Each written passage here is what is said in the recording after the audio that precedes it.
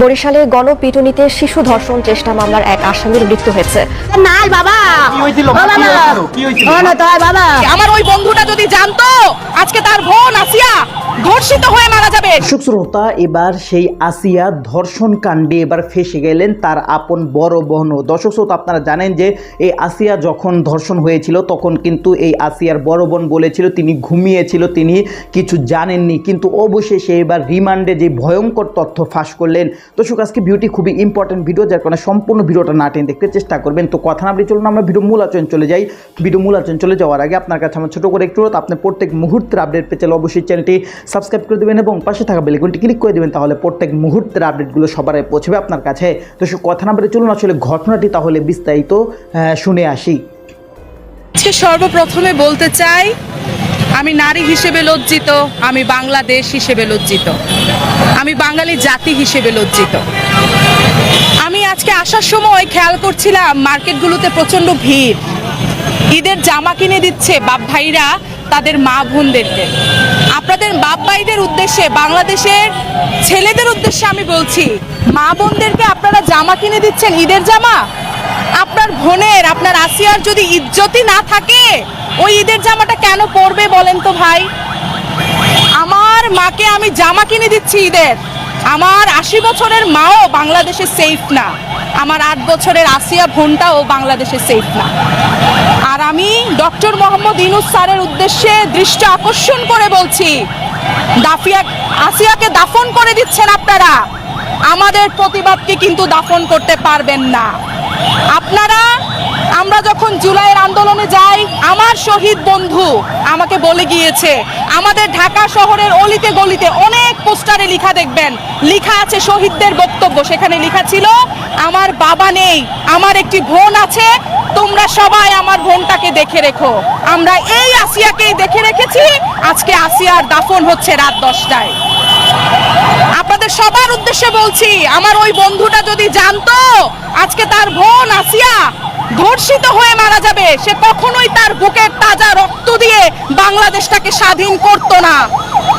আমি মৃদুল যখন জুলাইয়ের আন্দোলনে যাই, পিছন দিয়ে গন্ডগোল হয়েছিল ভাই, তখন মনে হয়েছিল এই বুঝি শেষ, বাপ ভাইয়ের সাথে আর দেখা হবে না, মার সাথে আর দেখা হবে না, শেষ, দেশের জন্য জীবনটা দিলাম আর কি।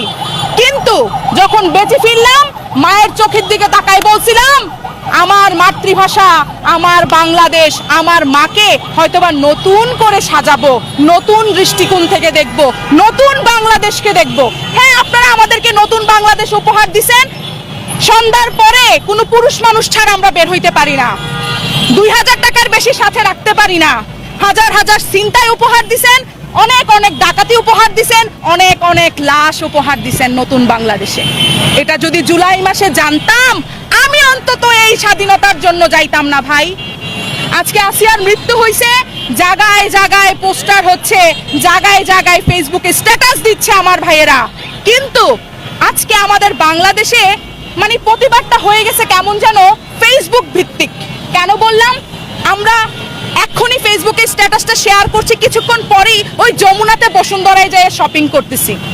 কিন্তু এই বাঙালি জাতি গান লিখে গেছিল, এই বাঙালি জাতি দেশ স্বাধীন করার সময় বলছিল, মোরা একটি ফুলকে বাঁচাবো বলে যুদ্ধ করি, মোরা একটি মুখের হাসির জন্য অস্ত্র ধরি। আজকে আসিয়ার মতো 8 বছরের ফুলটার জীবন তছনছ হয়ে গেল, ফুলটা ঝরে পড়ে গেল। হাজার হাজার ধর্ষিত নারীর এরকম সুন্দর সুন্দর ফুলের মতো চেহারাগুলো, আমরা আজকে ধর্ষিত নারী। আপনারা কি ভুলে গেছেন বাংলাদেশ স্বাধীন করার জন্য মুক্তিযোদ্ধারা যেভাবে ভূমিকা পালন করছিল? বাংলাদেশের নারী, বাঙালি নারীরা বীরাঙ্গনা হয়েও কিন্তু এই মুক্তিযোদ্ধায় অধিকার স্থাপন করছিল। আপনারা ভুলে যায়েন না। আজকে আমার বাংলাদেশের প্রত্যেকটা ঘরের প্রত্যেকটা বাঙালি মাকে আমি হাত জোর করে অনুরোধ করছি, আপনার বিছানায় পাশে এসে আপনার ছেলে সন্তানটাকে বসান, আপনার স্বামীকে বসান এবং বলেন, তুমি যদি এমন আসিয়া তৈরি করো বাংলাদেশের জন্য, আমি কিন্তু মা হয়ে যাব না। আপনারা বলেন। আমার আইনজীবী ভাইদের উদ্দেশ্যে বলছি, আপনারা যখন একটা ধর্ষকের কেস লড়েন, এর থেকে দুঃখের আর মনে হয় কিছু হয় না ভাই। আমরা চাই প্রত্যেকটা বাঙালি তার নিজ নিজ জায়গা থেকে একটা ধর্ষকের প্রতিরোধ গড়ে তুলুক, প্রতিবাদ করুক, একটা আইনজীবী প্রতিবাদ করুক, একটা শিক্ষক প্রতিবাদ করুক যে একটা ধর্ষক ছেলে তাকে আমি এই স্কুলে পড়তে দিব না। একটা মা প্রতিবাদ করুক, তুমি ধর্ষক, তুমি আমার ছেলে সন্তান হতে পারো না, তুমি বাংলার মাটিতে জীবিত থাকতে পারো না। আর আমি যেখানে দেশের অভ্যন্তরীণ যেই সরকাররা আছে তাদের দৃষ্টি আকর্ষণ করে বলছি, আপনি যদি আমাদেরকে, যখন আমি বলছি আবার, আমাদের ডক্টর মোহাম্মদ ইউনূস স্যার আমাদের সকলকে আশা দিয়েছিল নতুন বাংলাদেশ গড়ে তুলবে, নতুন বাংলাদেশ উপহার দিবে। ডক্টর মোহাম্মদ ইউনূস স্যারকে উদ্দেশ্য করে বলছি, আপনি যদি আসিয়ার এই ঘটনাটার দৃষ্টান্তমূলক শাস্তি না প্রতিষ্ঠিত করতে পারেন, আপনার স্বপ্নের বাংলাদেশও গড়তে পারবেন না, আমাদের সোনার বাংলাদেশও আপনি গড়ে দিতে পারবেন না। আপনি অনেক কিছু করে যেতে পারেন, কিন্তু আপনি যদি এই বিচারটার, এই ধর্ষক মামলার বিচারটার একটা প্রতিষ্ঠামূলক দৃষ্টান্তমূলক শাস্তি না দিতে পারেন, আপনি কোনোদিনই সোনার বাংলাদেশ গড়তে পারবেন না। আমি মৃদুল বলে গেলাম। আর যারাই প্রতিবাদ করেছে তাদের হাতে পায়ে ধরে অনুরোধ করছি, তোমরা ঘরে ফিরে যাও না। আজকে আসিয়া দাফন হয়েছে, আমরা দাফন হই নাই। আমি আসিয়া বেঁচে আছি, আমার হাজার হাজার বোন, হাজার হাজার ভাই আসিয়া হয়ে যারা রাস্তায় নামছো সবাই বেঁচে আছে। আসিয়াকে দাফন করতে পারছেন, আমাদেরকে পারবেন না। বলেন, প্রশ্ন করছি। আচ্ছা, সর্বপ্রথমে বলি, অনেকেই প্রশ্ন করেন, অনেকেই বলেন যে ধর্ষণ হচ্ছে নাকি নারীদের পোশাকের জন্য। সত্যি কি তাই? নারীদের পোশাকের জন্য ধর্ষণ হচ্ছে?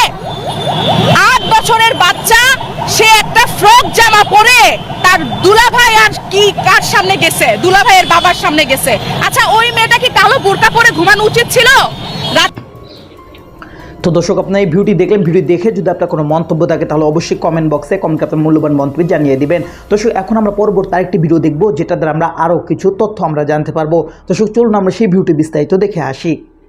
বিচার নাই বাবা, কি হয়েছিল? কি হয়েছিল? তাই বাবা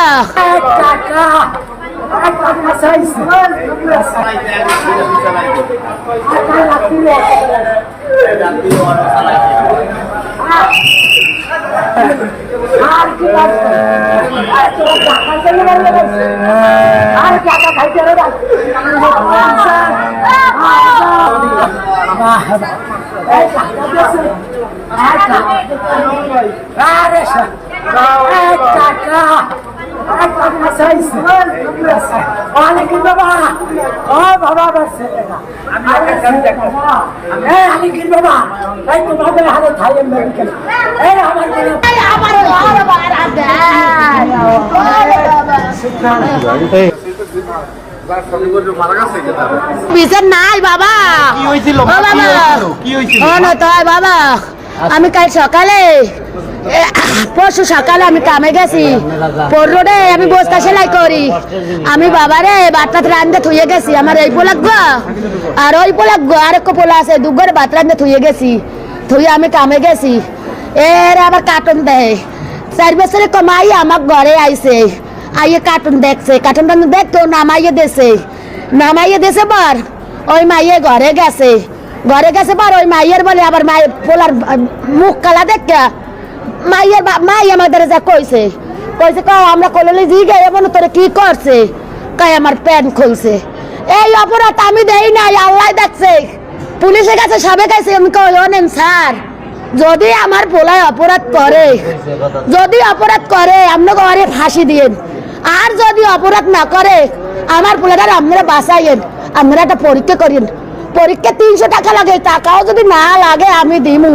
4টে বাজে মারছে বাসু, এবার বলে ও নেতা নাকি বাসুর পোলা সাদ্দাম মিয়া কায়ুম। তো দর্শক, আপনারা সম্পূর্ণ ভিডিও দেখলেন, আর সম্পূর্ণ ভিডিও দেখে যদি আপনার কোনো মন্তব্য থাকে তাহলে অবশ্যই কমেন্ট বক্সে কমেন্টে আপনার মূল্যবান মন্তব্য জানিয়ে দেবেন। দর্শক, কথা বলতে বলতে আমরা ভিডিও শেষ পেয়ে চলে এসেছি। ভিডিও শেষ করার আপনার কাছে আবার অনুরোধ করছি, আপনার প্রত্যেক মুহূর্তের আপডেট পেতে চাইলে অবশ্যই চ্যানেলটি সাবস্ক্রাইব করে দেবেন এবং পাশে থাকা বেল আইকনটি ক্লিক করে দেবেন, তাহলে প্রত্যেক মুহূর্তের আপডেটগুলো সবার আগে পৌঁছবে আপনার কাছে। তো সব বিশেষ কিছু ভালো থাকবেন, সুস্থ থাকবেন, আল্লাহ হাফেজ।